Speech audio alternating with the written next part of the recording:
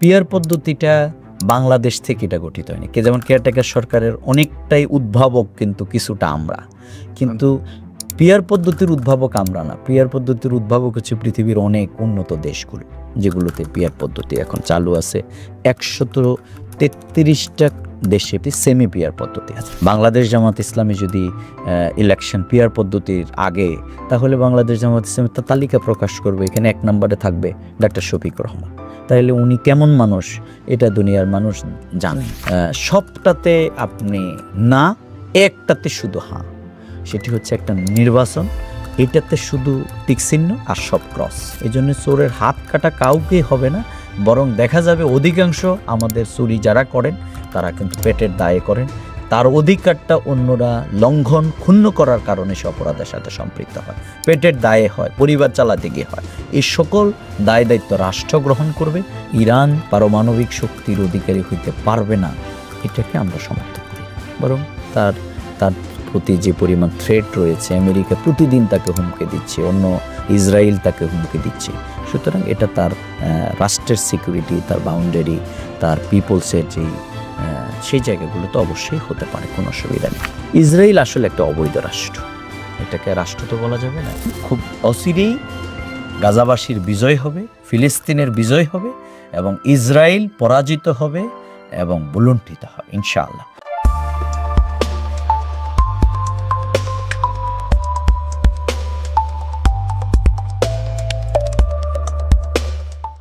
সুপ্রিয় দর্শক, মুখোমুখি পডকাস্টের আজকের আলোচনায় আপনাদের প্রত্যেককে স্বাগত জানাচ্ছি।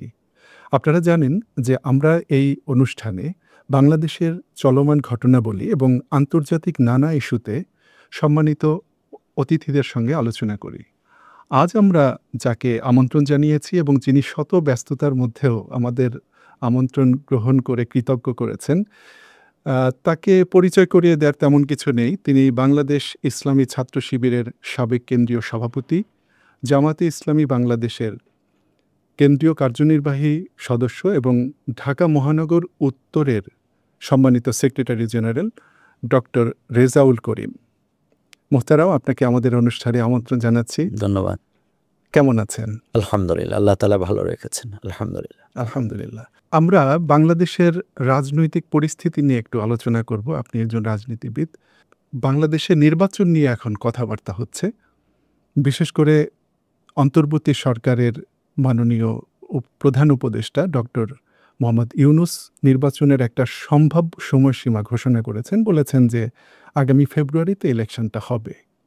তো এর আগে আমরা দেখেছি আপনাদের একটা প্রধান দাবি হচ্ছে নির্বাচনের আগে সংস্কার এবং বিচার এগুলো আগে হতে হবে, কারণ এগুলোর প্রায়োরিটি নির্বাচনের চেয়ে বেশি। নির্বাচনও গুরুত্বপূর্ণ, কিন্তু আমরা বিগত 1 বছর ধরে এই সরকারের যে পারফরমেন্স দেখেছি, তাতে কি মনে হয় আগামী 6 মাসের মধ্যে সেই সংস্কার এবং বিচার কতটুকু করা সম্ভব এবং কতদূর সেটা এগিয়ে যেতে পারবে? বিসমিল্লাহির রহমানির রহিম। আপনি অত্যন্ত গুরুত্বপূর্ণ একটি প্রশ্ন করেছেন। দেখুন, বাংলাদেশের যেই জুলাই বিপ্লব আমরা যেটাকে বলি, ৩৬ জুলাই, এর মধ্য দিয়ে যে নতুন বাংলাদেশের অভ্যুদয় হয়েছে, এই বাংলাদেশে বিগত দিনে যেই ফ্যাসিবাদী কার্যক্রমের মাধ্যমে এখানে মানুষের কনস্টিটিউশনাল রাইটগুলো, মানুষের সকল অধিকারগুলোকেই বলা যায় বিগত ফ্যাসিস্ট সরকার ক্ষুণ্ণ করেছে, অধিকার হরণ করেছে। আপনি যেটি বলছেন সেটি হচ্ছে, এটি কিন্তু প্রধান উপদেষ্টার বক্তব্যের মধ্যে আছে। তিনি বলছেন যে আমাদের উই হ্যাভ 3 রেসপন্সিবিলিটি। নাম্বার 1 সংস্কার, নাম্বার 2 হচ্ছে ট্রায়াল, নাম্বার 3 হচ্ছে ইলেকশন। বাংলাদেশের মানুষ কিন্তু শুধুমাত্র নির্বাচনের জন্যে কিন্তু রক্ত দেয়নি। ছাত্র জনতার এই অভ্যুত্থান ছিল বৈষম্যের বিরুদ্ধে, দুর্নীতির বিরুদ্ধে, সন্ত্রাসের বিরুদ্ধে, অন্যায় এবং অবিচারের বিরুদ্ধে। সুতরাং আমাদের শুধুমাত্র প্রায়োরিটি ওয়ার্ক একটা ইলেকশন, এটা আপনি বলতে পারেন এটা হচ্ছে আমাদের ফাইনাল ডেস্টিনেশন। কিন্তু এর আগের যে 2টি কাজ, সেটি হচ্ছে এখানে এই যে বিগত দিনের যে বন্দোবস্তের মাধ্যমে এই সরকার এখানে বিভিন্ন নিয়ম নীতি করে এখানে যেই কাজটি করেছে সেগুলোকে সংস্কার করতে হবে। এবং বিশেষ করে পুলিশ এবং র্যাব তারা স্বীকার করেছে যে তারাই কিন্তু আয়নাঘর তৈরি করেছে সরকারের নির্দেশে। এগুলো আজকেও আপনি দেখবেন যে এনএসআইয়ের রয়ের কানেকশন এবং আমাদের বিভিন্ন জায়গায় এই প্রতিবেশী রাষ্ট্রের যেই আধিপত্য বিস্তার, এগুলোর বিরুদ্ধে মানুষ কিন্তু অবস্থান নিয়েছে। একই সাথে মানুষ আওয়ামী লীগের বিরুদ্ধে যেমনি লড়াই করেছে, আবার মানুষের টার্গেট পয়েন্ট ছিল কিন্তু ইন্ডিয়া। কারণ ইন্ডিয়াই কিন্তু প্রচ্ছন্নভাবে প্রত্যক্ষভাবে এই বিগত দিনের এই ফ্যাসিস্ট সরকারকে তারা কিন্তু টিকিয়ে রেখেছে। সুতরাং সেই জায়গাগুলোকে যদি আপনি রিফর্ম করতে না পারেন, তাহলে আপনার ওই আগেরটাই হবে। এই জন্যেই এখানে আর ট্রায়াল তো অবশ্যই হতে হবে, যে এখানে যারা অন্যায় অবিচার করেছে, শিশু 450 মতো শিশু, অসংখ্য মানুষ চোখ হারিয়েছে, হাত হারিয়েছে, প্রায় 40,000 যুবক তরুণের আজকে পঙ্গু হয়েছে, প্রায় কয়েক হাজার মানুষের যে শাহাদাত, আমি আজকে তাদের জন্য মহান রব্বুল আলমিনের দরবারে সর্বোচ্চ মর্যাদা কামনা করি। আজকে আপনার স্টুডিওতে আসলে আমি আসতে পারতাম না যদি এই বিপ্লব না হতো। সুতরাং এই যে বিরাট একটা স্যাক্রিফাইস, এই স্যাক্রিফাইসকে যদি আপনি একটি মানে কি বলে, যেটাকে আমরা বলি লিগ্যাল ফ্রেম, এর মধ্যে না নিয়ে আসেন, অর্থাৎ সেটাই হচ্ছে সংস্কারের কার্যক্রমের ঐক্যমত্য কমিশনে যেটা হয়েছে, সেখানে আপনি কি যদি এটা লিগ্যাল ফ্রেমে ওয়ার্কের মধ্যে না আনেন, তাহলে একসময় কিন্তু এই ইউনূস সরকারেরও কিন্তু বিচার হবে এবং তাকে কিন্তু বিচারের মুখোমুখি হতে হবে। কারণ যে কোনো রেগুলেশনের পরে আপনি সেই দেশের বিপ্লব এবং বিপ্লবীদেরকে কি নামে মানে ল ফ্রেমের মাধ্যমে তাকে মর্যাদা দেবেন, সেটা যদি না হয়, তাহলে এটা কিন্তু বিরাট, একদিকে যেমনি তাদের ঐতিহাসিক অবদানকে অবজ্ঞা করা হবে, আরেক দিকে তাদেরকে শঙ্কার মধ্যেও ফেলে দেবে। সুতরাং আমাদের প্রত্যাশার জায়গা হচ্ছে যে একটি ফ্রি ফেয়ার ক্রেডিবল ইলেকশন করবার জন্যে বিফোর আপনাকে সংস্কার এবং এই ট্রায়াল, এই আমাদের ঐক্যমত্য কমিশনের যে আলোচনা, এগুলোকে একটি ফ্রেমের মধ্যে নিয়ে এসে আইনানুগ জায়গায় নিয়ে গিয়ে আপনাকে ইলেকশনে যেতে হবে, সেটি যে বাংলাদেশ জামাত ইসলামীর দাবি। জি, আপনি সুন্দর কথা বলেছেন। আপনি রাজনৈতিক বন্দোবস্তের কথা বলেছেন আপনার আলোচনার মধ্যে। তো আমরা যে রাজনৈতিক বন্দোবস্ত বাংলাদেশে এতদিন দেখে এসেছি, সেখানে দেখেছি যে ইলেকশনের আগে অনেক কথা, অনেক প্রতিশ্রুতি রাজনৈতিক দলগুলো দেয়, কিন্তু ক্ষমতায় যাওয়ার পরে তারা আর ওই প্রতিশ্রুতিগুলো রক্ষা করার চেষ্টা করে না, তারা তাদের স্বার্থ রক্ষা করার চেষ্টা করে এবং সেই স্বার্থ রক্ষা করতে গিয়ে প্রয়োজনে আইন পরিবর্ধন করে, এমনকি সংবিধানেও হাত দেয় তারা। তো এখন ধরুন আমরা মনে করছি যে নির্বাচনের আগে এরকম একটা লিগ্যাল ফ্রেমের মধ্যে আপনি জুলাই বিপ্লবকে নিয়ে আসলেন, বর্তমান সরকারকে নিয়ে আসলেন, সব কিছু করলেন, কিন্তু নতুন সরকার ক্ষমতায় এসে সেই লিগ্যাল ফ্রেমটাকে কি লিগ্যাল ফ্রেমের মধ্যে রাখবে, নাকি সে পার্লামেন্টে গিয়ে আবার অন্য কিছু করবে? এইরকম আশঙ্কা আছে কি না? না, এরকম শঙ্কা তো থেকেই যায়। এই শঙ্কা থেকেই তো আজকে ইলিগাল ফ্রেমের আলোচনা হচ্ছে।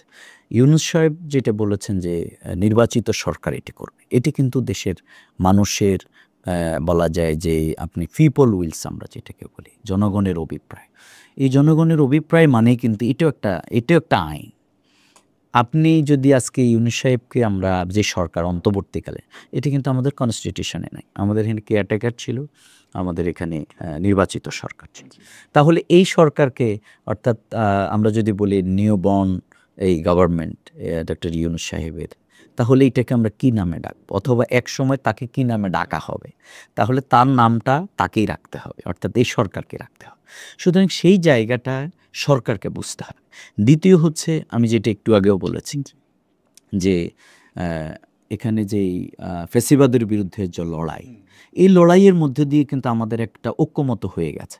এখন ঐক্যমত কমিশন অনেক আলোচনা হচ্ছে, নো ডাউট এটা হতে হবে, যেহেতু এটা রিটেন পেপার হবে, কিন্তু আমাদের ঐক্যমত একটা হয়েছে যে আমরা সবাই কিন্তু এই গুম খুন অন্যায় অবিচার ফ্যাসিবাদের বিরুদ্ধে আমরা লড়াই করেছি। সেই জায়গা থেকে বর্তমান সরকারকে এই উদ্যোগটা কিন্তু নিতে হবে। আপনি যেটা বলেছেন, নির্বাচনের আগে কিন্তু রাজনৈতিক সরকারগুলো অনেক পথ, কিন্তু বাংলাদেশ জামাত ইসলামী পর্যন্ত ক্ষমতায় যায়নি, আমরা পার্ট অফ গভর্নমেন্ট ছিলাম। আমি গতকালকেও বলেছি যে বাংলাদেশের হিস্ট্রি এটা, যে আমাদের 2 জন মন্ত্রী আমির জামাত শহীদ মাওলানা মতিউর রহমান নিজামী রাহেমাহুল্লাহ এবং শহীদ আলী হাসান মোহাম্মদ মুজাহিদ রাহেমাহুল্লাহ, তারা কিন্তু 3টি রুগ্ন মন্ত্রণালয় পরিচালনার দায়িত্ব তাদেরকে দেওয়া হয়েছে। কিন্তু বাংলাদেশের ইতিহাসে এটাকে একটা মানে সুপার আপার লেভেলে তারা নিয়ে গেছেন তাদের অনেস্টি ইন্টিগ্রিটির মাধ্যমে। এবং মজার ব্যাপার হচ্ছে, আমাকে যে একজন বিচারপতি বলেছেন, তিনি একটা গবেষণা প্রতিষ্ঠানের সাথে সম্পৃক্ত, তিনি আমাকে বলেছেন যে আমার গবেষণায় এই পর্যন্ত বাংলাদেশে যে 1 ডজনও অনেস্ট মিনিস্টার তিনি খুঁজে পান নাই। তিনি কয়েকজনের কথা বলেছেন, নাম ধরে বলেছেন, আমি কয়েকজনকে চিনি না। তিনি বলছেন তার মধ্যে তোমাদের 2 জন আছে। তার মানে হলো বাংলাদেশের আজকের সংকটটা হচ্ছে, প্রধানতম সংকট হচ্ছে দুর্নীতি। বাংলাদেশের প্রধানতম সংকট হচ্ছে আপনার দুঃশাসন। কারণ ক্ষমতায় যে যায়, ওই যে বলে না, যে যায় লঙ্কা সে হয় রাবণ। সুতরাং এই জায়গাটা, এই যে মাইট ইজ রাইটের যে জায়গাটা, আমরা মনে করি এখন যদি এটাকে একটা মানে ফ্রেমওয়ার্কের মধ্যে না নিয়ে আসা হয়, তাহলে পরবর্তী সরকার যারাই আসবে তারাই কিন্তু নিজের বন্দোবস্তের জন্য তখন কিন্তু অন্য পথে হাঁটতে পারে। সুতরাং আপনি যেটা বলছেন এটা সত্যি, যে মানুষ তার ক্ষমতা যখন পায় তখন ক্ষমতা কিন্তু তাকে স্বৈরাচারী করে। আজকে হয়তো যারা এখন আছেন তারাই হয়তো কেউ স্বৈরাচারী এখনই না, আবার কেউ কেউ স্বৈরাচারী হয়ে উঠছেন মানে ক্ষমতার কল্পনা করে। আজকের বাংলাদেশ বিপ্লবোত্তর আজকের তো এরকম হওয়ার কথা ছিল না, যে মানুষ বিগত দিনে যে কষ্টগুলো পেয়েছে সেগুলো কিছু কিছু রিমুভ হয়েছে। যেমন রাষ্ট্র কাউকে গুম করে না, রাষ্ট্র কাউকে নির্যাতন করে না, কিন্তু রাষ্ট্র হয়তো তার অধিকার দিতে পারে না। কিন্তু রাজনৈতিক অনেক দল তারা কিন্তু চাঁদাবাজি, লুণ্ঠন, দখল এগুলোর মাধ্যমে মানুষকে বিগত দিনের যাতনাটাই দিচ্ছে। আমার দেশ একটা রিপোর্ট করেছে যে রেট কিন্তু আগের থেকে বেশি। তাহলে এটা কি ভূত পেতনি নেই? অবশ্যই এখানে কেউ না কেউ সেটি নিজেকে কল্পনা করছে ওই পাওয়ারের জায়গায়। অনেকে থানা থেকে লোক ছুটি নিয়ে আসছে, মোপ করছে, অনেকে কিন্তু থানা ঘেরাও করছে, ঘোষণা দিচ্ছে। ভোট কেন্দ্রে গেলে বিএনপির একজন তো বলেই ফেলছে যে দাড়িপাল্লায় ভোট দিলে সেখানে সে ভোট কেন্দ্রে থেকে এমনি ফিরে আসবে। এটা মনে করার কোনো কারণ নেই। এই যে অপিনিয়নগুলো, এগুলো কিন্তু ফেসিবাদের গন্ধ আপনার আচরণে, কথায়, ভূমিকায় যদি মানুষ আবার পায়, তাহলে মানুষ কিন্তু আপনার কথায় আশ্বস্ত হতে পারছে না। এই জন্য যতই বলা হচ্ছে বিগত আগামী সরকার করবে, মানুষ আশ্বস্ত না। কারণ মানুষ আশ্বস্ত তার তো কর্মের মাধ্যমে হইতে হবে। সেই জন্য আমরা বাংলাদেশ জামাত ইসলামী 53 বছরে এখানে মানুষ যে তার অধিকার পায়নি, আমরা এই দেশের মানুষ যদি আমাদেরকে সমর্থন জানায়, তাহলে ইনশাল্লাহ সেরকম একটা বাংলাদেশ তৈরি করবার জন্য আমরা সকলে মিলে আমরা চেষ্টা করব। সেই পরিকল্পনা নিয়ে বাংলাদেশ জামাত ইসলামী অগ্রসর হচ্ছে ইনশাআল্লাহ। আমরাও সেই আশা করছি, ইনশাআল্লাহ সেরকম একটি বাংলাদেশ আমরা পাবো। আমরা সংস্কারের পরে একটু নির্বাচন পদ্ধতি নিয়ে কথা বলি। নির্বাচন পদ্ধতি নিয়ে সাম্প্রতিক সময়ে কথা হচ্ছে, এবং আপনি নিজেও 2 দিন আগে এক সমাবেশে বলেছেন যে যেন তেন পদ্ধতির নির্বাচনের স্বপ্ন আর কেউ দেখবেন না। এবং আপনারা পিআর পদ্ধতি নিয়ে কথা বলছেন, এবং শুধু আপনারা না, আরও নবগঠিত এনসিপি সহ আরও কয়েকটি দল পিআর পদ্ধতি নিয়ে কথা বলছে। কিন্তু বাংলাদেশের জনগণের কাছে কিন্তু এই শব্দটা নতুন, আনকোরা। তারা বুঝতে চায় আসলে পিআর পদ্ধতিটা কি, এটা একটু বুঝিয়ে বলবেন। ধন্যবাদ। একটু আগে আমি বলেছি যে কেয়ারটেকার সরকার বাংলাদেশ যখন এই ফর্মুলা বাংলাদেশ জামাত ইসলামী দেয় অধ্যক্ষ গোলাম আজম, তখন কিন্তু এটাও কিন্তু নতুন ছিল, এবং বাংলাদেশে অলমোস্ট তখন এটার ব্যাপারে অনেক নেগলেক্ট করে অনেক দল থেকে কিন্তু কথা বলা হয়েছে যে বাংলাদেশের নিরপেক্ষ লোক কে, শিশু এবং পাগল, এটা কিন্তু বলা হয়েছে। এবং কিন্তু পরবর্তীতে দেখা গেল এটা শুধু পপুলারে হয়নি, কনস্টিটিউশনের অধিভুক্ত হয়েছে, এবং অন্যান্য রাষ্ট্রগুলো আজকে প্রতিবেশী রাষ্ট্র পৃথিবীর অনেক জায়গায় কিন্তু কেয়ারটেকার পদ্ধতি চালু হয়েছে আছে। পিআর পদ্ধতিটা বাংলাদেশ থেকে এটা গঠিত হয়নি, কি যেমন কেয়ারটেকার সরকারের অনেকটাই উদ্ভাবক কিন্তু কিছুটা আমরা, কিন্তু পিআর পদ্ধতির উদ্ভাবক আমরা না। পিআর পদ্ধতির উদ্ভাবক হচ্ছে পৃথিবীর অনেক উন্নত দেশগুলো, যেগুলোতে পিআর পদ্ধতি এখন চালু আছে। 133টা দেশে পিআর পদ্ধতি, সেমি পিআর পদ্ধতি আছে। পিআর পদ্ধতির অনেকগুলো সিস্টেম আছে, যেমন আপনি একই পদ্ধতিতে সব জায়গায় নেই। সেখানে যেমন আপনি কত % ভোট পেলে কত % সেখানে অংশগ্রহণ, যেমন 1% ভোট পেলে আপনি সংসদে যেতে পারবেন, কিন্তু আপনি এটাকে যদি 5% করে দেন, 3% করে দেন, এগুলো মানে অনেকগুলোই কিন্তু ডিসকাশনাল ম্যাটার। আপনি একবারেই একটা দল বা একটা পদ্ধতি এটাকে একবারে রিসিভ করে ফেলবে, এটা এটা হতে পারে না, হয় না। তো পিয়ার পদ্ধতির ব্যাপারে আমাদের বক্তব্য হচ্ছে যে এই যে বাংলাদেশের যে প্রফেশনাল যে রিপ্রেজেন্টেশন, এটা মানুষ তার সবার অংশগ্রহণটা ১ নাম্বার সুযোগ পাবে। ২ নাম্বার যে আমাদের দেশের মানুষ কি বলে, যেমন আমি একটা লক্ষ্মীপুর ৩ আসনে ইলেকশনের জন্য আমি চেষ্টা করছি, কাজ করছি, জনগণের কাছে যাচ্ছি। মানুষ মনে করে যে আমি যদি আমার ভোট অর্থাৎ অমুককে দেই আর অমুককে না দেই, তাহলে অমুক যদি হয় আর অমুক না হয়, তাহলে আমার ভোটটা কিন্তু পচে গেল, অর্থাৎ এটা নষ্ট হয়ে গেল। পিয়ার পদ্ধতিতে এটা মুক্ত থাকবে। তাহলে এই যে টানটান উত্তেজনা যে আমার প্রার্থীকে এখানেই বিজয়ী করতে হবে, আর না হলে তো সে বাদ হয়ে গেল, এইটা থেকে জাতি মুক্ত পাবে, অর্থাৎ ভোট দেয়া হবে দলকে। প্রতিটি ভোট এখানে মূল্যবান। এখানে মূল্যবান, এক্স্যাক্টলি। অর্থাৎ আপনাকে ভোটটা দেয়া হবে দলকে। সে বলবে যে না, আমি যদি একটা ভোটও আমার দলকে বাড়াইতে পারি, তাহলে কিন্তু আমার দল এই সংখ্যার ভিত্তিতে সারা দেশ থেকে কিন্তু সংসদে যাবে, নাম্বার 1। নাম্বার 2 হচ্ছে যে অনেকে বলে তাহলে কাকে ভোট দেওয়া হবে? না, মানুষের তালিকা আগে প্রকাশ করা। যেমন আমাকে কালকে চ্যানেল 24 বলছে যে আপনারা তাহলে এটাতে তো কোনো ব্যক্তি থাকলো না। আমি বলছি না, কেন থাকবে না? বাংলাদেশ জামাত ইসলামী যদি ইলেকশন পিয়ার পদ্ধতির আগে, তাহলে বাংলাদেশ জামাত ইসলামী তার তালিকা প্রকাশ করবে, এখানে 1 নম্বরে থাকবে ডক্টর শফিকুর রহমান। তাহলে উনি কেমন মানুষ এটা দুনিয়ার মানুষ জানে। ঠিক অন্য দলগুলো তারা তাদের নেতৃত্বকে এইভাবে তারা ডিজাইন করবে যে আমরা যদি এত আমাদের এই ৩০০ জনের তালিকা আমরা উপর থেকে আমাদের সংখ্যার ভিত্তিতে আমরা পাব। নাম্বার 3 হচ্ছে কোথায় হবে? কোথায় হবে মানে সেই এলাকাগুলোতেই এই সংসদ সদস্যরা হবে। সুতরাং এটাতে কোনো জটিলতা নেই। নাম্বার 3 হচ্ছে যে এই পিয়ার পদ্ধতির মাধ্যমে যে সুবিধার অংশটি, অর্থাৎ ছোট ছোট দলগুলোকে যে নেগলেক্ট করা, তারা যে তাদের প্রতিনিধিত্বের তাদের বক্তব্যের জায়গাটি তুলে ধরতে না পারার যে ব্যর্থতা, সেটা পাবে না। আবার অনেকে বলছেন যে এই পিয়ার পদ্ধতির মাধ্যমে অনেকেই চলে আসবে। না, অনেকে চলে আসার কোনো সুযোগ নেই। যে দেখুন, ইলেকশন তো ইলেকশন কমিশন থেকে পরিচালিত, অর্থাৎ এখন যতগুলো দল ওখানে নিবন্ধিত মার্কা পাবে তারাই কিন্তু মানে তাদের দলকেই মানুষ ভোট দেবে। বিষয়টা মোটেও এরকম না যে আমাকে কিছু লোককে এরকম খারাপ লোককে মানুষ ভোট দিয়ে দিল, সে বলবো যে তাহলে আমাকেও এতজন দিছে, আমাকে একটা দেন। বিষয়টা তো এরকম না। অর্থাৎ নির্বাচন কমিশনের নিবন্ধিত, অর্থাৎ যাদেরকে সুযোগ দেয়া হবে তারাই কিন্তু এই নির্বাচনে অংশগ্রহণ করতে পারবে। তাদের তালিকা প্রকাশ করা হবে এবং এর ভিত্তিতে দলকে মার্কাকে তারা ভোট দেবে। বিএনপি ব্যতীত বাংলাদেশের সব রাজনৈতিক দলগুলো ইতিমধ্যেই আমাদের ১৯ তারিখে জাতীয় সমাবেশ এবং সর্বশেষ যেগুলো আমরা করেছি, সবার বক্তব্য কিন্তু খুব ক্লিয়ারলি এসে গেছে যে আমরা পিয়ার পদ্ধতি চাই। এখন সেটাকে আমরা মনে করি এটা ডায়লগ ইস্যু। আমরা মনে করি না এটাকে রাস্তায় গিয়ে সমাধান করতে হবে, কারণ রাস্তার সমাধান কি হয় সেগুলো আমরা বিগত দিনেও দেখেছি এবং আন্দোলনেও আমরা দেখেছি। সুতরাং আমরা মনে করি আমাদের discuss with dialogue inside in our political parties, আমাদের এগুলোর মধ্যে আলোচনা করে আমরা এই পদ্ধতিটাকে আমরা মনে বেছে নিতে পারি। বুঝতে পেরেছি।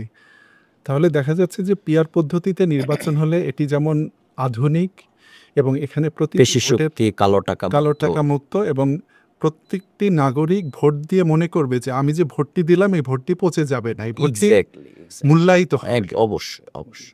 এখন কথা হচ্ছে, আপনি যে বললেন যে বিএনপি এটার বিরোধিতা করছে বা সে মেনে নিতে চাচ্ছে না, এরকম একটা পরিস্থিতিতে যদি বিএনপি তার অবস্থানে অনড় থাকে, তখন আপনারা কতটা অটল থাকবেন বা আপনারা কি করবেন? তাহলে নির্বাচনটা কিভাবে হতে যাচ্ছে? দেখুন, আমরা রাজনীতি করি কিন্তু জনগণের জন্য।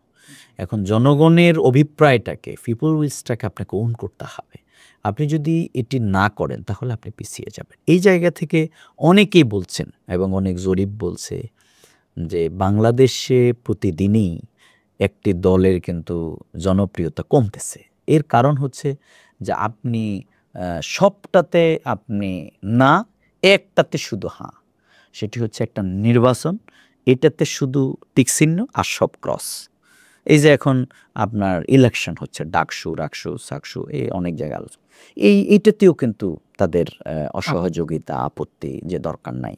আমরা বলেছি যে, আমি গতকালকেও বলেছি যে নির্বাচন কমিশন কিন্তু তাদের স্ট্রেংথ এবিলিটি কি আছে এটা কিন্তু জাতি জানে না। সুতরাং তাদের একটা পরীক্ষা দেওয়া উচিত। দেখেন আমরা ফাইনাল পরীক্ষার আগে 3টে পরীক্ষা দিই নাকি বলে। জি জি তো সুতরাং এই নির্বাচন কমিশনের এবিলিটি কিন্তু আমরা জানি না, তাদের অনেস্টি ইন্টিগ্রিটি সম্পর্কে আমাদের জানা নাই।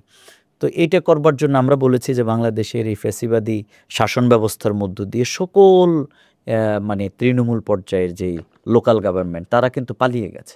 তো পালিয়ে যাওয়ার কারণে কিন্তু এখন অনেকটাই মানুষ সেবা থেকে বঞ্চিত, তৃণমূলের কোনো গভর্নমেন্ট নাই। তো তাহলে একটা ইলেকশন হোক, তাহলে স্থানীয় নির্বাচনটা হয়ে গেলে তাহলে সেখানের মধ্য দিয়ে জনপ্রতিনিধিও মানুষ পাবে জাতীয় নির্বাচনের আগে, আর এই নির্বাচন কমিশনের একটা পরীক্ষা হয়ে গেল, এবং প্রথম রাউন্ডটা হয়ে গেল। বর্তমান অন্তর্বর্তী সরকারের জন্য এক্স্যাক্টলি সেটা হয়ে যেত, কিন্তু না, বিএনপির হচ্ছে যে তার একটাই লাগবে, সেটি হচ্ছে তার জাতীয় নির্বাচনের মাধ্যমে তাকে ক্ষমতায় যেতে হবে। এখন এই যে আপনার একরোখা নীতি, কেউ কেউ বলছেন যে ইলেকশনের বিরোধিতা অন্য দলগুলো করছে। আমরা তো মনে করি যে একটা সংস্কার, বিচার, বাংলাদেশের মানুষের যে প্রত্যাশার জায়গা, এগুলোর বিরুদ্ধে যারা অবস্থান নিচ্ছে, আমি মনে করি নির্বাচনকে পিছিয়ে দেয়া অথবা এটাকে লিঙ্গার করা অথবা স্মুথলি না হতে দেওয়ার বিরোধিতা তারা করছে, আমরা না। বরং আমরা সংস্কার, বিচার এবং এই আলোচনার ভিত্তিতে একটি ফ্রি ফেয়ার ক্রেডিবল ইলেকশনের দিকে আমরা চাই, আমরা সেই দিকে প্রত্যাশার জায়গা আমাদের। অনেক ধন্যবাদ মোহতারাম। আপনারা বাংলাদেশ জামাত ইসলামীর পক্ষ থেকে বাংলাদেশে শাসন ব্যবস্থা কেমন হবে সেরকম একটি রূপরেখা আপনারা অনেক দিন থেকেই দিয়ে আসছেন। শুরু থেকেই আপনাদের একটি বড় স্লোগান হচ্ছে আল্লাহর আইন চাই, সৎ লোকের শাসন চাই, এবং শরিয়া ভিত্তিক শাসন হবে এরকম একটি কনসেপ্ট জামাত ইসলামের আছে। এখন যাদের মস্তিষ্কে শরিয়া ভিত্তিক শাসন ব্যবস্থা ক্লিয়ার তারা তো জানে, কিন্তু যারা জানে না এবং বোঝে না বা যাদের সামনে কোনো আদর্শ নেই, তাদের মনে কিছু ভুল ধারণা হয়তো রয়েছে। যেমন ধরুন যে জামাতে ইসলামী যখন সরকার গঠন করবে তাহলে প্রত্যেক নারীকে হিজাব পরে বাইরে আসতে হবে, তা না হলে নারীকে ঘরের মধ্যে বন্দি থাকতে হবে। এটি একটি কনসেপ্ট। আরেকটি কনসেপ্ট হচ্ছে চোর পেলেই, কেউ চুরি করলেই ধরে হাত কেটে দেবে জামাতে ইসলামী ক্ষমতায় আসলে। তো এই ধারণা সম্পর্কে আপনার দলের অবস্থান কি? সেই সঙ্গে আপনারা যে মডেলে বাংলাদেশ শাসন করতে চান, এরকম মডেল এর আগে পৃথিবীতে কোথাও ছিল কিনা বা এখন আছে কিনা? ধন্যবাদ। প্রথম কথা হচ্ছে দেখুন, বাংলাদেশ হচ্ছে এটা 90% মুসলমানের দেশ। আমাদের এখানে ফেথ অ্যান্ড বিলিভ, মানুষ হয়তো আমরা এক আল্লাহ বিশ্বাস করি, আমাদের প্রিয় নবী মুহাম্মদ রাসূলুল্লাহ সাল্লাল্লাহু আলাইহি সাল্লামের আমরা উম্মত, এবং বাংলাদেশ পৃথিবীর মধ্যে একটা ব্যতিক্রম ধর্মী জায়গা যেখানে এক আল্লাহ বিশ্বাসী লোক, এরপরে আমাদের নবীকে ওন করা, হয়তো সে কথার কথা নামাজও পড়ে না, কোনো কোনো ক্ষেত্রে পারে না, অন্য তার অনেকগুলো অসুবিধার কারণে ইসলামের মৌলিক সব অনুশাসন মানতে পারে না, কিন্তু তার বিশ্বাস এবং আল্লাহর রাসূলের প্রতি তার শ্রদ্ধার জায়গায় বিন্দুমাত্র ঘাটতি নেই। এবং আমরা কখনো কখনো এই সমীক্ষায় দেখেছি যে আল্লাহ রাসূলের বিরুদ্ধে কেউ কটূক্তি করেছে, কোরআনের বিরুদ্ধে বলেছে, আমার আপনার আগে, মানে আমার আপনার মানে আমরা তো নামাজ পড়ি বা ইসলামের কিছু কিছু অন্তত পালন করবার চেষ্টা করি, কিন্তু যে হয়তো নামাজ পড়ে না সে সবার আগে কিন্তু মানে জীবন দেওয়ার জন্য, প্রতিবাদ করার জন্য আসে, বরং সে মনে করে যে আমি যা আগে কিছু করতে পারিনি এখন অন্তত কিছু করি।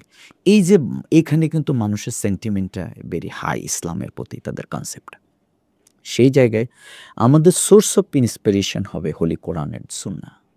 এবং পৃথিবীতে, আমি গতকালকে রাত্রেও বলেছি যে পৃথিবীতে unparallel personality of the world, last prophet Muhammad রাসূলুল্লাহ সাল্লাল্লাহু আলাইহি সাল্লাম, তিনি যেই রাষ্ট্র ব্যবস্থা কায়েম করেছেন মদিনায়, এই রাষ্ট্রের উপরে উন্নত রাষ্ট্র পৃথিবীতে আজ পর্যন্ত দেখেও নাই, দেখবে না। নাম্বার 2 হচ্ছে সেই রাষ্ট্র ব্যবস্থার মধ্যে কিন্তু সব মানুষের অবস্থান ছিল, কারণ তিনি নিজে এসছেন কিন্তু একটি আইয়ামে জাহিলিয়াতে, যেখানে মানুষের খুন খারাপি, নারীদের হত্যা, রাহাজানি, যেগুলো একবারে একটা ডার্কনেস পিরিয়ড, যেটাকে আমরা বলি অন্ধকারাচ্ছন্ন যুগ। এই জায়গাকে তিনি কিন্তু কোথায় নিয়ে গেছেন? তিনি বলেছেন যে খায়রুল কুরুনি কারনি, যে আমি একদিকে যেমনি একটি অন্ধকার যুগে আসছি, আবার আমি এটাকে আদর্শের মাধ্যমে এত উন্নত জায়গায় নিয়ে গেলাম, এই যুগের উপরে আর পৃথিবীতে অন্য কোনো পিরিয়ডটা তোমরা খুঁজে পাবে। সুতরাং সেই জায়গাটাতে আমাদের অনুকরণীয় আদর্শটার আমরা আল্লাহ রাসূলের রাষ্ট্র ব্যবস্থাটাকে আমরা আমাদের অনুকরণের জায়গায় বানিয়েছি। আজকে পৃথিবীর মানে পক্ষে বিপক্ষে যত মানুষ আছে, কোনো মানুষ কিন্তু কোরআনের একটা বিধানকে চ্যালেঞ্জ করতে পারবে না। কারণ আল্লাহ শুরুই করেছেন যালিকাল কিতাবুল লা রাইবা ফিহ। পৃথিবীতে আপনি বিজ্ঞান বলেন, ইতিহাস বলেন, এটা পৃথিবীতে কোনো মানুষ আজ পর্যন্ত আল্লাহ রাসূল সাল্লাল্লাহু আলাইহি সাল্লাম তার এই রাষ্ট্র ব্যবস্থার মধ্য দিয়ে কোনো মানুষ ডিপ্রাইভড হয়েছে, কোনো মানুষ তার মর্যাদা ক্ষুণ্ণ হয়েছে, এটাও পাবে না। বরং তিনি শত্রুদের জন্য একটা স্পেস রেখেছিলেন। বরং আল্লাহ রাসূলের রাষ্ট্র ব্যবস্থা যখন পড়ি তখন আমাদেরকে আর খুঁজেই পাই না যে আমরা মানুষের প্রতি যেই সহনশীলতা দেখানো উচিত, পরমত সহিষ্ণুতা থাকা উচিত। দেখুন, আপনি আমাদের কোনো মসজিদে আজ পর্যন্ত, বা যদি ধরেন একটা উদাহরণ আছে, যে কেউ প্রস্রাব করতেছে, এটা দেখলো কেউ, বাংলাদেশের কোনো জায়গায় কেউ মানবে না, আল্লাহ রাসূল তো মেনেছিল। মেনেছে। একজন লোক মসজিদের মধ্যে প্রস্রাব করতেছে, দেখা যাচ্ছে, আল্লাহ রাসূল, অন্যরা উদ্যত হয়েছে তাকে শাস্তি দেওয়ার জন্য। আল্লাহ রাসূল কি বলেছে? তাকে কাজটা আগে সম্পূর্ণ করতে দাও এবং তাকে বুঝিয়ে দাও সে যেন এই কাজ আর না করে। তাহলে এই যে তার মানুষের সাথে যে তার সম্পর্ক, তিনি তার শত্রু ওই মহিলা যে কাটা দিত প্রতিদিন তার পথে, কিন্তু বিপদে যখন আল্লাহ রাসূলের ভয়ে ওই মহিলা তার বস্তা নিয়ে পালাচ্ছে, তখন কিন্তু তিনি তার বস্তাটা তুলে দিয়েছেন। আমাদের এক স্কলার একদিন বললেন যে তোমরা যদি এরকম বস্তা টানতা তাহলে পথে পথে পরিচয় দিতা, কিন্তু আমি জামাত ইসলামের লোক, আমি শিবির করি, কারণ তার পরিচয়টা তুলে না দিলে আমার রাজনৈতিক দলে লাভ হবে কি? ঠিক আছে না? কিন্তু একবারের জন্য বলেন নাই, বরং তিনি ওখানে গিয়ে পৌঁছানোর পরে চলে আসছেন। তখন ওই মহিলা বলছে, এই যুবক, এই কঠিন পরিস্থিতি তুমি যে আমাকে এই সহযোগিতা, তুমি আসলে কে? এই বিপদের এত সঙ্গী তুমি আমার হলে। বলছে, বুড়ি, তুমি যার ভয়ে পালিয়ে আসছো, আমি হলাম সেই মুহাম্মদ। তাহলে এই যে তিনি শত্রুর প্রতি এবং মক্কা বিজয়ের দিন তিনি যে ভূমিকা রেখেছেন, সুবহানাল্লাহ। সুতরাং শত্রুর জন্য সবাইকে ক্ষমা করে দিয়েছেন। বলছে, আজকের দিন হচ্ছে আমার ভাই ইউসুফ আলাইহিস সালাম, ওই যে তার ভাইরা তাকে নদীতে বলে, আজকে সেই তোমাদেরকে আমি একই কায়দায় ক্ষমা করে দিয়েছি। তাহলে পৃথিবীর ইতিহাসে পরমত সহিষ্ণুতা, ভালোবাসা, উন্নত আচরণ, অধিকার, কোনো কিছুর দিক থেকে আল্লাহ রাসূল একদিন, আল্লাহ রাসূলের লাইফকে অতিক্রম করতে পারবে। তিনি একদিন রাস্তায় হাঁটছিলেন, এটা বলে শেষ করছি। তিনি একদিন রাস্তায় হাঁটতেছিলেন, তার গলার মধ্যে একটা কালো চাদর পেঁচানো ছিল। পেছন থেকে এক বেদুইন জোরে এসে আল্লাহ রাসূলের চাদর টান দিয়েছে। তিনি যেহেতু সুন্দর ছিলেন, খুব লাল হয়ে গিয়েছে। সাহাবীরা তো খুব উদ্যত হয়েছে তাকে করবে, যে তুমি এরকম টান দিয়েছ। আল্লাহ রাসূল পেছনের দিকে তাকানোর পর ওই বেদুইন বলছে, মুহাম্মদ, আমি খুবই ক্ষুধার্ত, আমার খাওয়ার ব্যবস্থা করে, এই জন্য তোমার চাদর টানছি। আল্লাহ রাসূল হেসে দিয়ে বললেন যে তার খাবারের ব্যবস্থা করে। সুবহানাল্লাহ। আরেকটি ঘটনা এটা আমাকে খুবই আন্দোলিত করে। সেটি হচ্ছে যে একদিন একজন এসে আল্লাহ রাসূলকে বললেন, যে ইয়া রাসূলুল্লাহ, আমি তো অপরাধ করেছি। আল্লাহ রাসূল বললেন, কি অপরাধ করেছো? বলছে, আমি রোজা রেখে আমার স্ত্রীর সাথে দিনের বেলায় সাক্ষাৎ করে আমার রোজা তো ভেঙে গেছে। আল্লাহ রাসূল বললেন, তাহলে তুমি এই অপশন আছে, এগুলো পূরণ করো। বলছে, ইয়া রাসূলুল্লাহ, আমার পক্ষে কঠিন। তাহলে তুমি সাদাকা করো। বললো, ইয়া রাসূলুল্লাহ, সাদাকা করার মতো কোনো সম্পদ আমার নাই। আল্লাহ রাসূল বললেন, ঠিক আছে, তুমি অপেক্ষা করো, দেখি কি করা যায়। কিছুক্ষণ পর অনেকগুলো খেজুরের ঝুড়ি যখন আসলো, আল্লাহ রাসূল বললেন, এই অপরাধ করা সেই লোকটা কই, তাকে ডেকে নিয়ে আসো। তো সে আসলো, বললো যে ইয়া রাসূলুল্লাহ, কি করব? বলছে যে তুমি এই খেজুরের ঝুড়িটা নিয়ে তুমি সাদাকা করে দাও, তাহলে আল্লাহ যে একটা অপরাধ করছে আল্লাহ তোমাকে মাফ করে। লোকটা বলল যে ইয়া রাসূলুল্লাহ, এগুলো তো সাদাকা আমি করব, কিন্তু এই সাদাকা খাওয়ার সবচেয়ে বড় হকদার হইলাম আমি। আমার থেকে আর কোনো এইরকম লোক নাই যে এই সাদাকাটা খাইতে খায়, এটার হকদার আমি নিজেই, সেইটা খাবে। আল্লাহ রাসূল এত বেশি হাসলেন, সাহাবীরা বললেন যে আল্লাহ রাসূলের মাড়ির দাঁত আমরা দেখি নাই কোনো সময়, তিনি সবসময় মুচকি হাসতেন। কিন্তু ওই দিন আল্লাহ রাসূলের মাড়ির দাঁত পর্যন্ত আমরা দেখে ফেললাম, এই জন্য যে তিনি এতগুলো অপশন দিয়ে যে করলো না, আবার এটা দেওয়ার পরে সে বলল সেটা খাবে, এটা খাওয়ার হকদার। তার মানে কি, তিনি কত বেশি উদার ছিলেন মানুষের প্রতি। সুতরাং সেই আদর্শ যদি এখানে কায়েম হয়, সব ধর্মের মানুষ শান্তিতে থাকতে পারে। এই লাস্ট এক্সাম্পল ইজ দ্যাট। আল্লাহ রাসূল কিন্তু একদিন বসা ছিলেন, আপনারা সেটা জানেন। একজন ইহুদির লাশ যাচ্ছে, আল্লাহ রাসূল, সাহাবীরা বললেন যে ইয়া রাসূলাল্লাহ, আপনি দাঁড়িয়ে গেলেন কেন? এটা তো একজন অস্বীকারী কাফেরের লাশ। আল্লাহ রাসূল বললেন, না, আমি তো সে মানুষ কিনা তার সম্মানে দাঁড়িয়েছি। সুবহানাল্লাহ, আমি মানুষের সম্মানে দাঁড়িয়েছি। এই যে আমরা বিগত দিনে মন্দির পাহারা দিয়েছি, কি জন্য দিলাম? আমরা দিয়েছি এই জন্য, কারণ বাংলাদেশ যেহেতু আমাদের 90% মুসলমান, এখানে আমাদের এই ভাইদের, হিন্দু ভাই বোনদের এদের নিরাপত্তা দেবার দায়িত্ব, জিম্মাদারি আমাদের। কারণ রাষ্ট্রে কোনো সরকার ছিল না, সে কয়দিন আমরা দলমত নির্বিশেষে মাদ্রাসা, মসজিদ, ইমাম, জামাত ইসলামী আমরা সবাই মিলে পাহারা দিয়েছি। সুতরাং ইসলাম যদি প্রতিষ্ঠিত হয়, আল্লাহ রাসূলের এই আদর্শভিত্তিক রাষ্ট্র, ইডিওলজিক্যাল স্টেট যদি হয়, তাহলে সব ধর্মের মানুষ, সব মতের মানুষ সবাই কিন্তু শান্তিতে থাকতে পারবে, কোনো সন্দেহ নেই। এটি হচ্ছে নারীর মর্যাদা। আমি এটা বলেছি, নারীরা তার সম্মান পাবে, নারীদেরকে কি মর্যাদা দেয়া হয়েছে। এবং আল্লাহ রাসূল সাল্লাল্লাহু আলাইহি সাল্লাম তার স্ত্রীদেরকে যুদ্ধে নিয়ে যেতে চান। এবং নারীদের অধিকার কিন্তু পশ্চিমাদেরও শিক্ষার অধিকার ছিল না, ভোটিং রাইট ছিল না, কিন্তু ইসলাম সকল নারীদেরকে শিক্ষার অধিকার দিয়েছে, তার জন্মগত অধিকার। পৃথিবীর ইতিহাসে সর্বপ্রথম এক বিশ্ববিদ্যালয় প্রতিষ্ঠার প্রবক্তা কিন্তু একজন মুসলিম মহিলা। এবং মুসলমানদের মহিলারা কিন্তু যুদ্ধ, ব্যবসা বাণিজ্য, চাকরি বাকরি সব করতে পারবে, কিন্তু তার এনভায়রনমেন্টটা, তার মোটিভেশনটা, তাকে যে আল্লাহ তাআলা যে মর্যাদা দিয়েছেন, এই মর্যাদাটা তাকে বোঝানো হবে। কিন্তু ধর্ম নিয়ে কোনো বাড়াবাড়ি নেই, লা ইকরাহা ফিদ্দীন। সুতরাং এখানে কেউ হিজাব পরেই বের হইতে হবে না, তাকে তার মর্যাদার জায়গায় তাকে রাষ্ট্র তার বিভিন্নভাবে তাকে মোটিভেশন দেয়া হবে, কিন্তু আসলে মানুষ ওটাকেই তখন বেছে নেবে, এর বিকল্প চিন্তা তার মধ্যে আসবে না। কারণ সে তার মর্যাদার বুঝতে পারবে, সে দেখবে যে তার মর্যাদা এখানে বেশি, তার অধিকার এখানে সংরক্ষিত, তার মায়ের মর্যাদা, বোনের মর্যাদা পাচ্ছে। সুতরাং সেই জায়গায় নারীরাও সেই পথে বেছে নেবে। দ্বিতীয় একটি কথা আপনি বলেছেন, সেটি হচ্ছে চোরের হাত কাটার। বাংলাদেশে এখন যদি চোরের হাত কাটার আলোচনা হয়, এখন তো চোর ডাকাত দুইটা আছে, তাহলে অধিকাংশ রাজনীতিবিদদের হাত কাটা যাবে এবং অধিকাংশ জনপ্রতিনিধিদের হাত কাটা যাবে, কারণ এরা দুর্নীতির সাথে জড়িত। আর আপনি চুরি ডাকাতি যারা করে, এদের অধিকাংশই কিন্তু জানার পর সে যার অধীনে আছে তার শাস্তির মুখোমুখি হবে। ইসলাম হচ্ছে যে দুটি, একটি হচ্ছে তার তার মধ্যে যে পশুত্ব, অপরাধবোধ, এর মাধ্যমে তার প্রয়োজন নাই কিন্তু সে অপরাধ করে, এটার জন্য শাস্তি পেতে হবে। আর তার প্রয়োজন কিন্তু রাষ্ট্র অথবা সেটা তাকে দিচ্ছে না, তাহলে তাকে শাস্তি তো দূরের কথা, তখন তাকে পুনর্বাসিত করা হবে।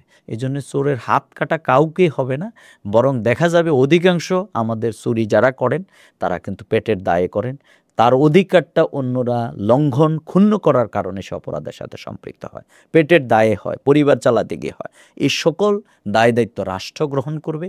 সুতরাং আমার মনে হয় বাংলাদেশে এই প্রেক্ষাপটে যদি এই বিধান চালু হয়, একজন চোরের হাত কাটার সম্ভাবনা নাই, বরং অধিকাংশ হাত কাটা আওতায় পড়বে হচ্ছে এই যারা ডাকাতি করে, অন্যের দখল করে, চাঁদাবাজি করে, এরা কিন্তু সামর্থ্যবান। সুতরাং এই অপরাধের জন্য তাকে শাস্তির মুখোমুখি হতে হবে। আর মোটিভেশন ইজ দ্যাট, মোটিভেশন যখন আপনি পাবেন তখন আর আপনি অপরাধের দিকে পা বাড়াবেন না। এক্ষেত্রে আল্লাহর ভয় মানুষের মধ্যে জাগ্রত হলে মানুষ আর আসলে অন্যায়ের দিকে কখনো হাত বাড়ায় না, এটাই বাস্তব। জি, চমৎকার বলেছেন। আসলে এই সম্পর্কে কিছু ভুল ধারণা মানুষের মধ্যে থেকে থাকতে পারত, যেটা এখন আশা করি আমাদের এই অনুষ্ঠান দেখার পরে সেই ভুলটা ভেঙে যাবে। আমরা মোহতারাম এবার একটু মধ্যপ্রাচ্য পরিস্থিতির দিকে নজর দিতে চাই। তো মধ্যপ্রাচ্য পরিস্থিতি নিয়ে কথা বলতে গেলে এটি একটি স্পর্শকাতর অঞ্চল এবং কৌশলগত অঞ্চল। এখানে আমরা দীর্ঘদিন ধরে উত্তেজনা বিরাজ করছে বলে দেখে এসেছি এবং গত জুন মাসে আমরা সেই উত্তেজনার চরম একটা অবস্থা দেখলাম, ইরান ইসরায়েল যুদ্ধ। তো এই যুদ্ধের সময় বাংলাদেশের কিন্তু আপামর জনসাধারণ মুসলিম রাষ্ট্র হিসাবে ইরানের পক্ষে তাদের মতামত প্রকাশ করেছে এবং তারা চাচ্ছিল যে ইরান ইসরায়েলকে ভালো রকম একটা শিক্ষা দিক। তো সেই সময় তারা এই কথাটিও বলছিল যে ইরানের যদি এখন পরমাণু অস্ত্র থাকতো তাহলে ইসরায়েল বা আমেরিকা ইরানে হামলা চালানোর সাহস করতো না। এই মতটাকে আপনি কিভাবে দেখছেন? আপনারও কি তাই মনে হয়? প্রথম কথা হচ্ছে, অস্ত্র দিয়ে পৃথিবীর কোনো কিছুকে দমন করা, অস্ত্রের প্রতিযোগিতা, এটাকে আমি কন্ডেম করি পার্সোনালি। কারণ অস্ত্র মূলত আরেকটা একটি লড়াইয়ের জন্ম দেয়। এবং আমি এক্ষেত্রেও আল্লাহ রাসূল সাল্লাল্লাহু আলাইহি সাল্লামের যুদ্ধনীতিকেই সামনে রাখবার জন্য বলব। দেখুন, আমাদের প্রথম বিশ্বযুদ্ধ, দ্বিতীয় বিশ্বযুদ্ধ মানুষ খুন হয়েছে, নিহত হয়েছে কত কোটি কোটি মানুষ কিন্তু নিহত হয়েছে, তার বাস্তুহারা হয়েছে, পঙ্গু হয়ে গেছে। কিন্তু আল্লাহ রাসূল সাল্লাল্লাহু আলাইহি সাল্লাম যে 50 লক্ষ বর্গ কিলোমিটার এই আদর্শের পতাকা তলে শামিল করলেন, সেখানে কিন্তু খুবই চমকপ্রদ তথ্য, সেটি হচ্ছে 750 মানুষের জীবন নিতে হয়েছে। তার মানে আপনি চিন্তা করেন যে মানুষের জীবন নেওয়ার মধ্য দিয়ে কোনোদিন শান্তি আসে না। এটাই হচ্ছে বাস্তবতা। এই জন্য মধ্যপ্রাচ্যের যে উত্তেজনা, প্রথম আমরা মনে করি যে অস্ত্রের মাধ্যমে অথবা তার পারমাণবিক শক্তির লড়াই যেটি, এটি আমাদের পৃথিবীকে ধ্বংস করে দেবে। এই দিকে না গিয়ে কিন্তু হ্যাঁ, প্রত্যেক রাষ্ট্রের তার সিকিউরিটি, তার প্রোটেক্টিং ক্যাপাসিটি অবশ্যই থাকতে হবে, নো ডাউট। কারণ এটা আল্লাহর নির্দেশ যে তোমরা সেই প্রস্তুতি তোমাদের শত্রুদের মোকাবেলায় তোমরা রাখো।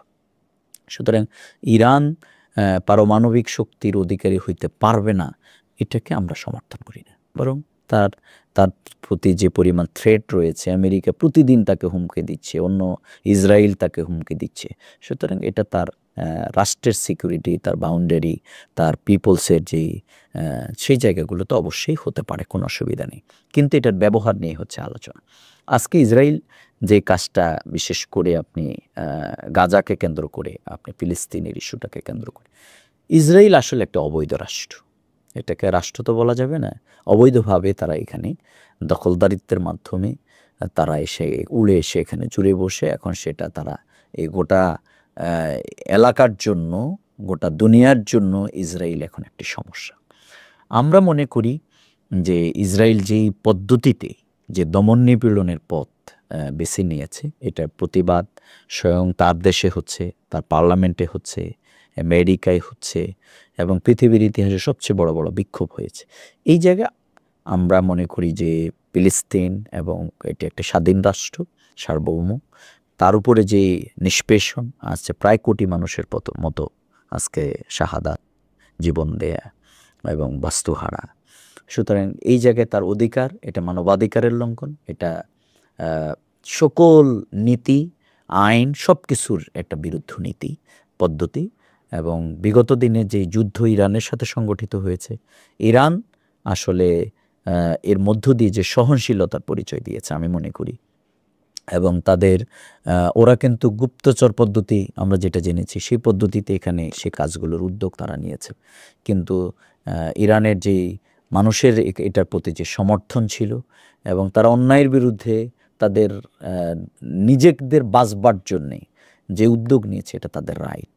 এবং সেই জায়গায় এসে তারা, আমি মনে করি, তাদের সেই কৌশলগত নীতি, গোটা পৃথিবীর মানুষের, মুসলিম রাষ্ট্রগুলো, অন্য রাষ্ট্রগুলো তাদের প্রতি যে সমর্থন, এর মধ্য দিয়ে প্রমাণিত হয়েছে যে আসলে অন্যায় করে কিন্তু কেউ কোনো কিছুতে সমাধান করা যায় না। হত্যা এবং যুদ্ধ কোনো কল্যাণ বয়ে নিয়ে আসে না। এই জন্য আমরা গোটা মধ্যপ্রাচ্যের যে পদ্ধতিটা, যে ফিলিস্তিনকে কেন্দ্র করে, এটির একটি সমাধান, আশু সমাধান আমরা কামনা করছি। এবং এখানে মানুষের যে অধিকার, সে অধিকারই ফিরিয়ে দেয়া হবে। এবং এই ক্ষেত্রে আমেরিকা তার যথার্থ ভূমিকা, একশোখা নীতি, ইসরায়েলের প্রতি তার যে অন্যায় সমর্থন, এটি না করে বরং এখানে মানবতা, সেটির প্রতি নজর দিয়েই, এবং গোটা পৃথিবীর মুসলিম রাষ্ট্রের যে সেন্টিমেন্ট, সেটার প্রতি ভূমিকা রেখে তারা কাজ করবে। আমরাও সেরকমই আশা করছি। অল্প করে আমরা অল্পের মধ্যে শেষ করে দেব। সেটি হচ্ছে যে গাজা উপত্যকায় 2 বছর ধরে ইসরায়েল যে পাশবিকতা চালাচ্ছে, আপনি আপনার আলোচনায় নিয়ে এসেছেন, সেখানে প্রতিদিনই 50 জন, 100 জন, 150-200 জন মানুষকে তারা হত্যা করছে অস্ত্রের মাধ্যমে, এবং সাম্প্রতিক সময়ে ক্ষুধার তাড়নায় তারা মারা যাচ্ছে। ইসরায়েলের অবরোধের কারণে দুর্ভিক্ষে সেখানে মানুষ মারা যাচ্ছে। কিন্তু এই যে নৃশংস বর্বরতা সেখানে চলছে, এবং আমরা আলোচনা করছি, মুসলিম বিশ্বের সাধারণ মানুষের মধ্যে এই গাজার মুসলমানদের প্রতি সহানুভূতি রয়েছে। কিন্তু মুসলিম দেশগুলোর রাষ্ট্রনায়করা, বিশেষ করে আরব দেশগুলোর যে শাসকরা, তাদের তো এখানে এগিয়ে আসা উচিত ছিল, কিন্তু তারা সেভাবে এগিয়ে আসতে পারছে না কেন? মানে তাদের আসলে মুসলিম বিশ্ব কি করতে পারে এখন গাজা পরিস্থিতির জন্য? অবশ্যই আপনি যেটা বলেছেন লাস্ট ইজ ভেরি ইম্পর্টেন্ট, যে আরব দেশগুলোর ভূমিকাটা এখানে বড় ধরনের প্রশ্নবিদ্ধ। তারা কিন্তু তাদের, আমি জানি না, তারা ক্ষমতা অথবা পরিবর্তন এগুলো আল্লাহর পক্ষ থেকে না হয়ে অন্য কেউ করে দেয় এরকম একটা বিশ্বাসজনিত মানে একটা অপরাধে অথবা কর্মের মধ্য দিয়ে তারা ভোগে বলে আমাদের কাছে মনে হয়। তাদের এই জায়গায় কার্যকর ভূমিকা রাখা উচিত। আজকে যদি মধ্যপ্রাচ্যের দেশগুলো যদি এই ব্যাপারে যথার্থ ভূমিকা রাখতেন, বিশেষ করে মিশর, বিশেষ করে মধ্যপ্রাচ্যের আরও দেশগুলো, এটা তো লাগোয়া দেশ, তাহলে কিন্তু আজকের এই অবস্থার দিকে যেত না। সুতরাং এই দায়িত্ব অবশ্যই মুসলিম নেতৃত্বের আছে।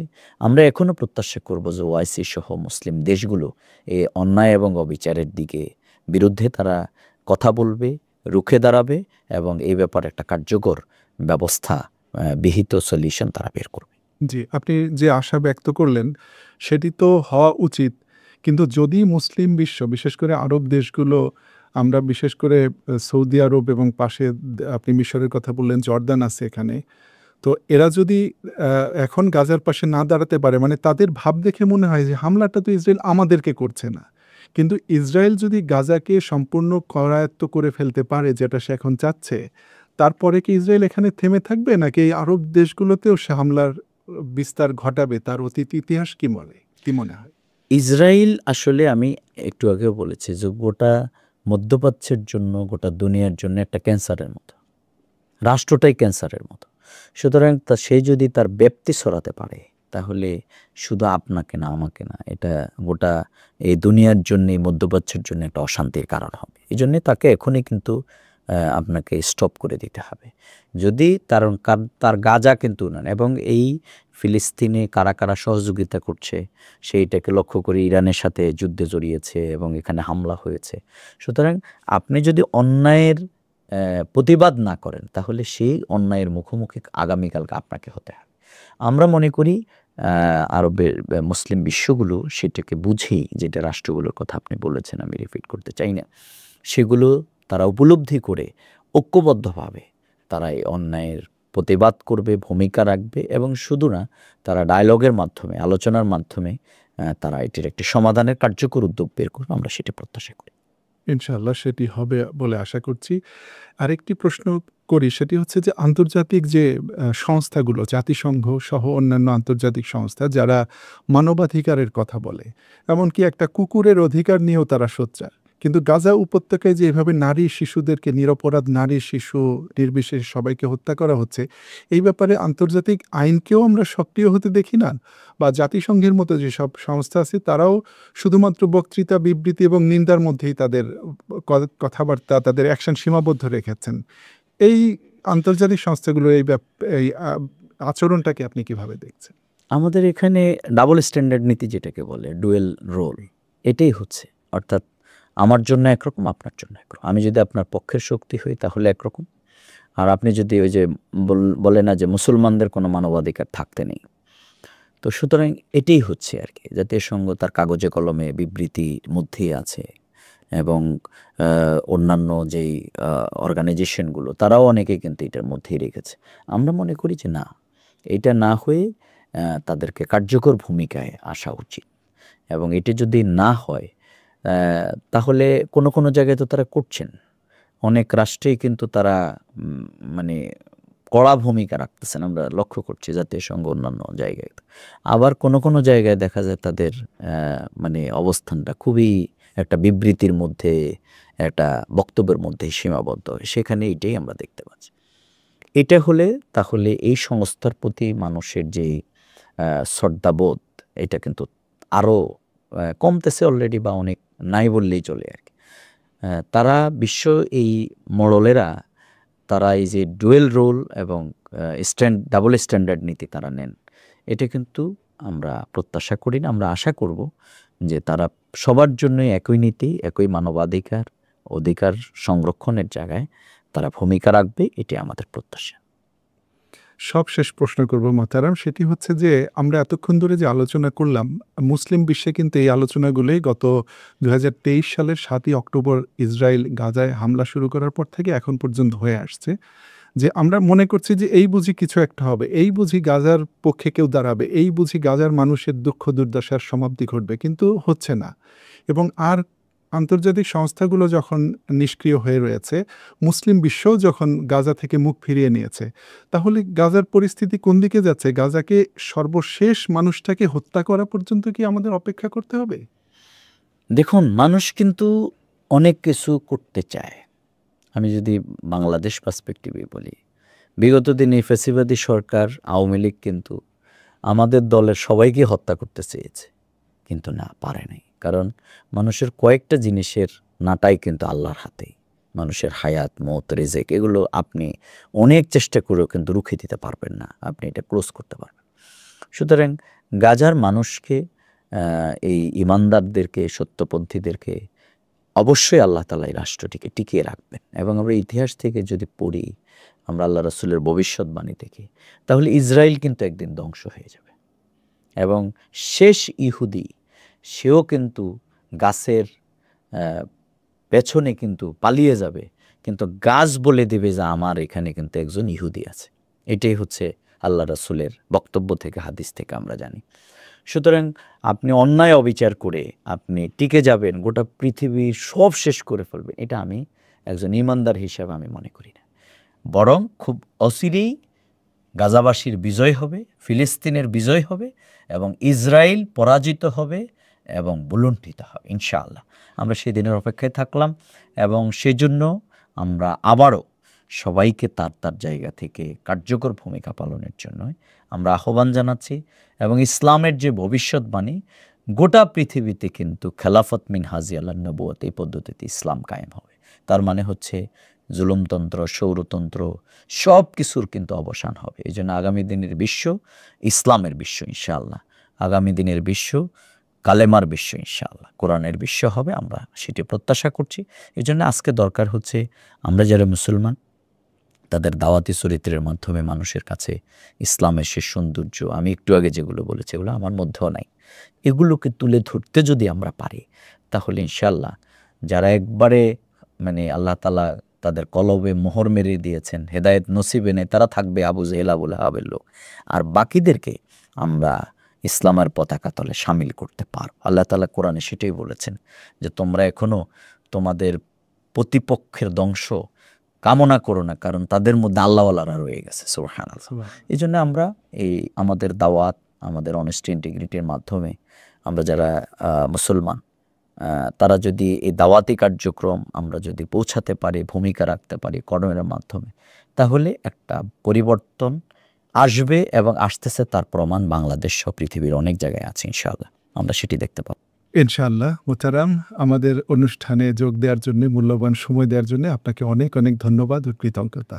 আপনাকেও ধন্যবাদ, আপনি অনেকগুলো বিষয় তুলে ধরেছেন। আমি আমার ক্ষুদ্র যোগ্যতার আলোকে আমি বলবার চেষ্টা করেছি। আল্লাহ তাআলা তৌফিক দান করুন। আসসালামু আলাইকুম। ওয়ালাইকুম আসসালাম রাহমাতুল্লাহ। সুপ্রিয় দর্শক, আজকের আসর আমরা এখানেই শেষ করছি। কথা হবে মুখোমুখি পডকাস্টের অন্য কোনো ভিডিওতে, অন্য কোনো সম্মানিত অতিথিকে নিয়ে। ততক্ষণ পর্যন্ত আপনারা ভালো থাকুন আর আমাদের চ্যানেলটি সাবস্ক্রাইব করে আমাদের সঙ্গেই থাকুন।